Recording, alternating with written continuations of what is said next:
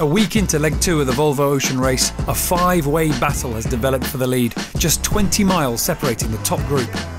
The 7,000 nautical mile leg from Lisbon to Cape Town is the fleet's first ocean marathon and has proven to be a huge test, mentally and physically. It just goes on and on. It's relentless. Got washed back a bit by a wave as I was trying to go forward and secure something which is a bit loose, and just fell on my backside, which is a bit embarrassing. There you go.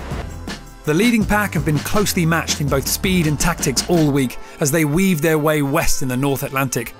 Racing as one pack to maintain cover on one another, Dongfeng Race Team, Mafre, Vestas 11th Hour Racing and Team Akzo Nobel constantly scrapping for the lead. It's exciting and it's cool to sort of see all the boats around you and sort of make gains very quickly or losses very quickly. With the weather constantly changing as the fleet moved further south, frustration began to set in for the trailing group. We haven't continued to gain. We've lost out a little bit, which is a bit frustrating.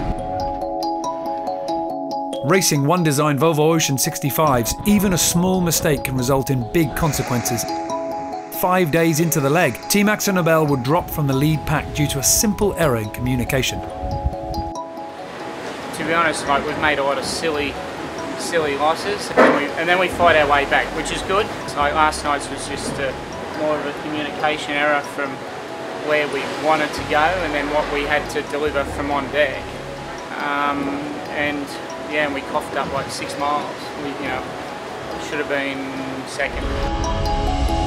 The Doldrums is a colloquial term given to the area of the Atlantic Ocean where the prevailing wind typically drops completely, often proving to be a navigator's nightmare when the yachts can become becalmed for days or weeks on end. The notorious area haunts any experienced Volvo Ocean racer, but this time the fleet made it through in record time with good, consistent wind.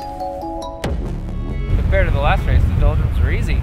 They're always kind of challenging though, a lot of sail changes, not a lot of sleep. Got through relatively unscathed, which is nice. Minimising their mistakes and capitalising on opportunities, Dongfeng Race Team weaved their way around the varying conditions, moving up into the lead as the fleet passed over the equator. I don't know if you noticed, there was a bit of a bump when we were sailing along. We just ran over the equator just a few minutes ago. So welcome to the Southern Hemisphere. Good morning, Matt Frey. Where are they?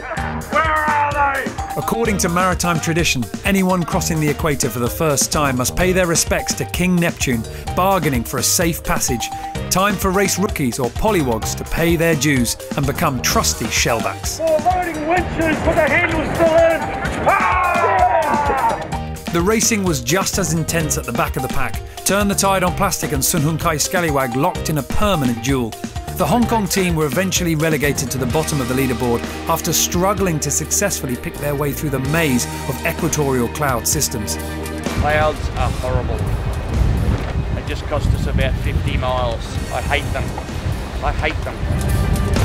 The chasing pack faced a new challenge: how to reel in leader Dongfeng Race Team with few tactical opportunities in the days ahead, the fleet moving into the conveyor belt southeast trade winds off the Brazilian coast. As the teams race further south, they will have their first taste of the Southern Ocean, and potential record-breaking conditions lay ahead as they close on the Cape Town finish, which is expected to be as early as November 24th.